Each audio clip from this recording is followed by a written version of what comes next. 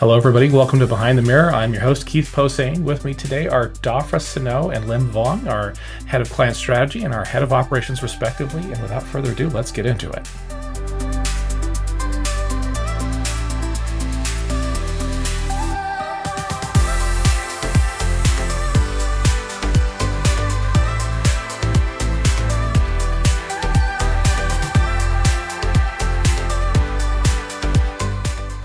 Hey guys, good to see you again. Hey. Happy Friday. Yeah. Happy Friday. So boy, we got a fun one today, don't we, Lim? Dafra, you were talking about it this morning on a separate call. What do you want to talk about today, Dafra? I want to cover whether we think affiliate marketing is spammy or scammy, because that is something that just goes hand in hand with the channel, unfortunately. So I just want to chat about it today because while funny, there's a lot of connotations that I would like to discuss. Yeah, hand-in-hand perception for sure. I don't know if it's always justified. See, that's the problem. But that perception's there, to your point earlier, Lim. Yeah, and I think at all the places we've worked at, we've always had to convince our stakeholders and our leadership teams to have an open mind first about what affiliate marketing is, and to try to you have to reject like all of the crummy things that have happened within the industry over the past 12 to 13 years. And I think we all have at least 1 to 3 horror stories each of what has happened, right? Like and these are all things you have to kind of come to terms with. And my time at Uber, we tested out some DSP display marketing in Latin America. And we tried it out on a small scale. It looked okay for the first couple of weeks, and then we just threw a little bit more money into it, and the clicks started coming in really quickly. And after about 3 weeks, it flagged all of our alerts, and we were like, what's going on here? And we looked at what's the conversion rates, like thousands and thousands of clicks. How many conversions? What do these conversions look like? Were they quality? What happened? And we ultimately said, this is garbage. Like these are like chance clicks that turned into some conversions, like conversion rates of less than 1%. And we clawed back a lot of the commissions because in our terms and conditions, we had pretty strong language saying that if there is any suspicion of fraud, it's upon the affiliate to prove that it's legitimate. And when they couldn't prove that it was legitimate, then we called back our commissions. But Keith, I'm curious, like, what are some quick horror stories that you'd like to share here? I mean, having been and being an affiliate for nearly a decade too before that time in the Valley, so that's the other thing too, is it's like, I think at a high level, it's in most programs, it's a small proportion of the overall mix, but it's the kind of thing that people focus on heavily because it seems scary, it seems big and worrisome. But in the end, like to your point, like that display partner, and others, like it ends up being inconsequential generally in a well-run program. And I've always found that well-run programs, there's so much you can do around this structure. To your point, the terms, saying, hey, look, like if we are looking at this and going, this is not right, we're going to reverse these commissions or claw them back, and we're going to hold you to it. That is very fair, and that's an element of the way the program is run that addresses a lot of the concerns. But there are horror stories from places where it was not well run, where companies did not necessarily take care of it, or they weren't proactive. They didn't look, they didn't have that perception or that willingness to look at the channel and say, hey, is this quality? And they sometimes get hooked on the perception of the value without really looking to see how incremental it is, for example. So that's certainly one. I'd say horror stories, though, man, it's a long list. I mean, as an affiliate, having like my website copied wholesale by somebody and having to chase them from affiliate network to affiliate network, getting them banned until finally one network refused to, like, oh, these things happen. I said, these things happen, sure. It doesn't mean I will not crush them where they stand. And About 10 minutes later, that affiliate got banned, and finally that was it. But they were, because that point, that site was like half of my income practically, and so this guy copying us and then just bidding against us on paid search, it was like heinous. You having to chase this. And so it was an industry at the time. This was back, I think, like what, 2010. you know it's an industry that naturally, due to its nature, can attract bad actors, but it is not by any means an industry that is dominated by it, for one. And it is not a problem limited only to that, because we see those same bad actors in other places, like running Google display ads, where you see click fraud coming up, where Google had to create click fraud algorithms to detect when people are defrauding Google, for example.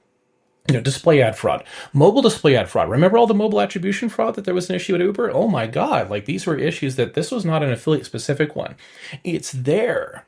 I think that's the thing is it's like in affiliate, remember when we were pushing about that, we are like, look, we're structuring this to address these issues. Like we talked about on one of our previous podcasts, we went through going from sign up and first trip commission to background check approval, which took care of a lot of the issues. Like the way that you structure it does so much. I think that you made it a point earlier, Lim, too. It's around like, what do you value as an organization? That also both exposes you to risk or reduces your risk exposure. Keith, you talked a little bit earlier in another conversation about the other companies that dominate performance marketing, Meta, Google, whatever, LinkedIn, TikTok, like Yep. et cetera, right? And we do put a lot of trust in these companies, and we expect that they're going to do the right thing all the time, but that's not always the case. No. I have thoughts here actually. Hmm. So what I generally like to say is that affiliate marketing suffers from a big branding issue. Probably because, right, like it's not, affiliate marketing is not, is one of the channels that just doesn't have a giant, massive player. It's extremely fragmented because there's just plenty of partners. There's quite a few platforms. And it's just that you don't have the center of power in one spot. Therefore, the image cannot necessarily be controlled or managed really appropriately. Number one. Number two, there's affiliate cases that just ended up being pretty well mediatized. For good and, good and bad ones. You have affiliates that just like stole millions of dollars because of their practices and ended up going to jail. You have programs that had to be shut down overnight because they realized that they were just paying money to a whole bunch of people who were not bringing them any kind of revenue. You always have horror stories of, well, we all have horror stories of us being awoken at 4 a.m.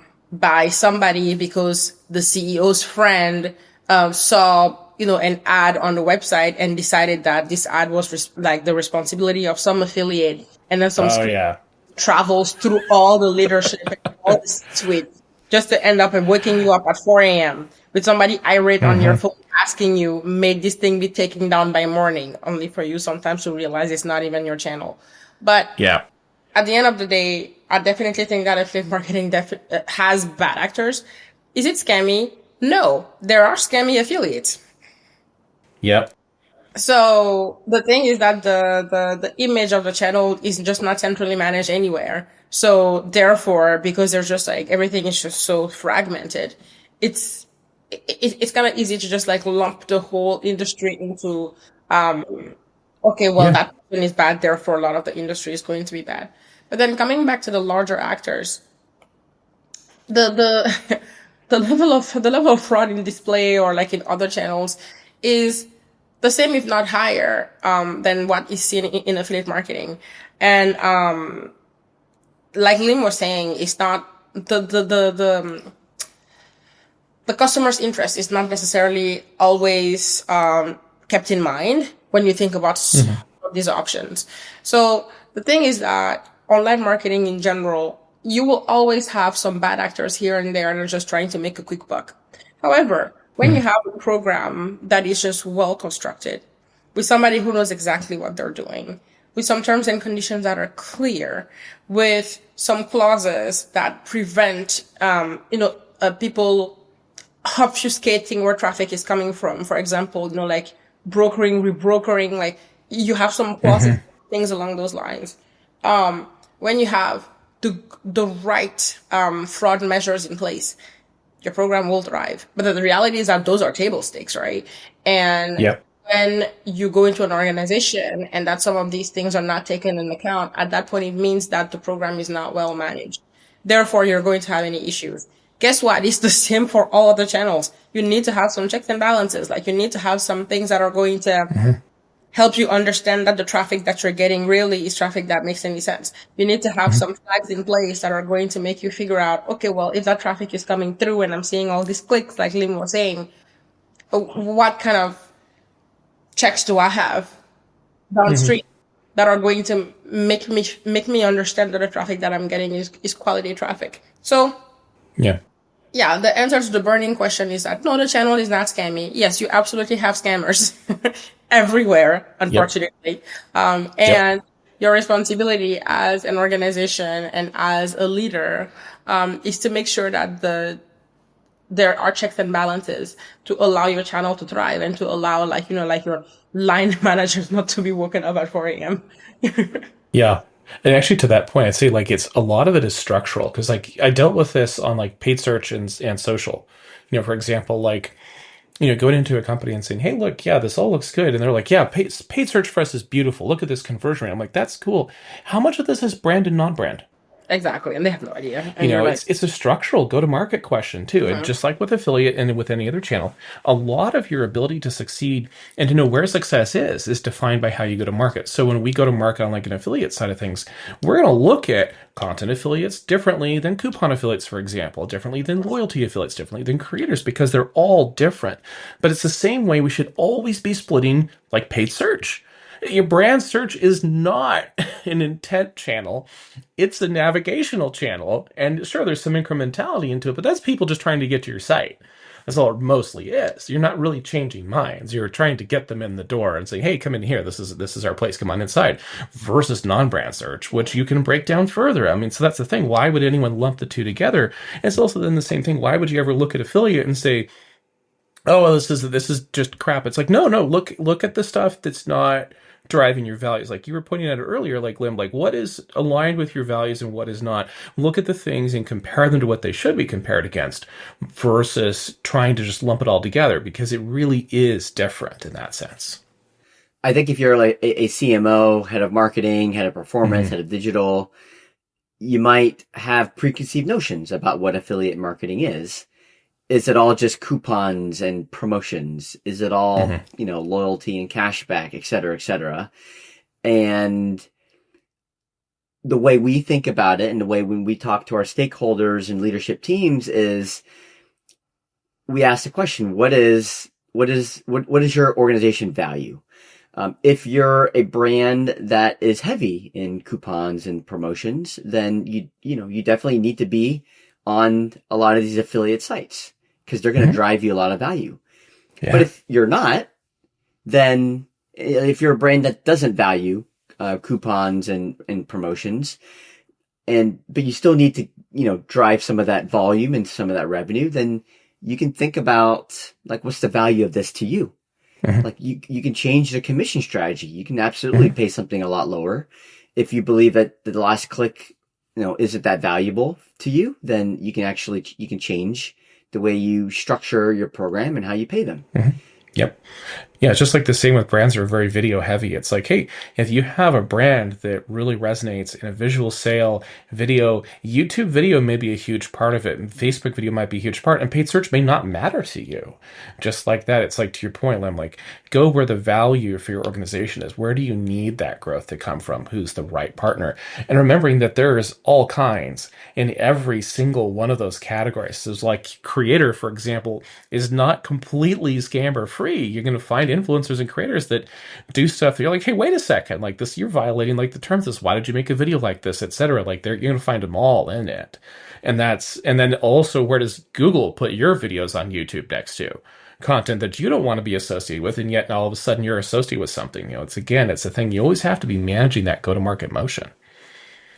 and one thing that I was actually realizing as you guys are talking, is that when you think about an engine like a Google, you think about an Hmm. engine like a Meta, everything is self-contained. Everything is in one spot. And you're thinking, okay, well, if I'm going to run social ads, everything is going to be in one spot. If I'm going to run search ads, everything is going to be in one spot, for example.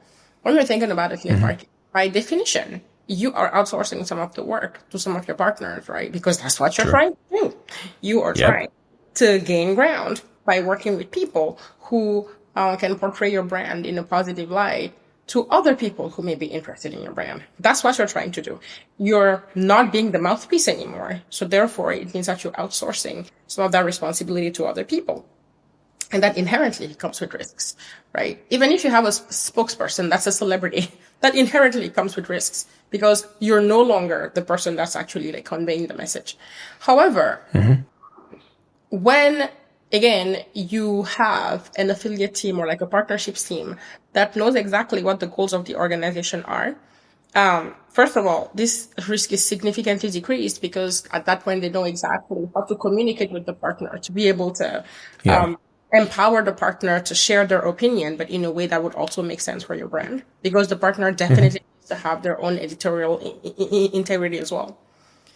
But then on top of that, the whole structure of what of your program and the way you actually go to market has to reflect what it is that you're trying to achieve. Like Lily was saying, it has to reflect what it is that you're trying to achieve.